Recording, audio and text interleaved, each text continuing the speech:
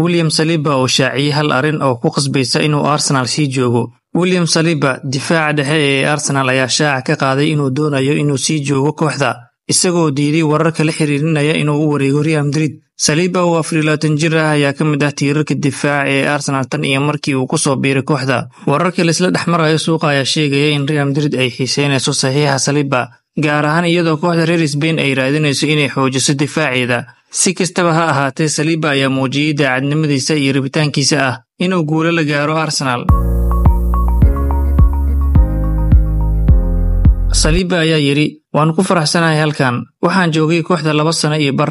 Waxaan doonayaa inaan halkan sii joogo. Waxaan doonayaa inaan halkan ku qaado koobab waaweyn. Haddii aad ka tagto kooxda adigoon waxba ku guuleysan, taageerayaashu si dhaqso ah ayay ku ilaawi doonaan. Waxaan doonayaa inaan halkan ku guuleysto koobab."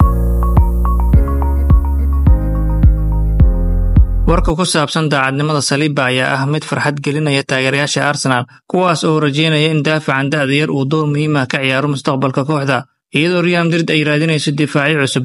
Hadallada Saliba ayaa muujinaya inuu doonayo inuu sii wato horumarkiisa iyo guulaha uu la gaarayo Arsenal mustaqbalka dhow. Taageerayaasha Arsenal ayaa rajeynaya in Saliba uu sii ahaado tiir muhiim u ah difaaca kooxda, isagoo ka caawinaya inay ku guuleystaan koobab waaweyn oo ay ku tartamaan heerarka ugu sareeya ee kubadda cagta Yurub.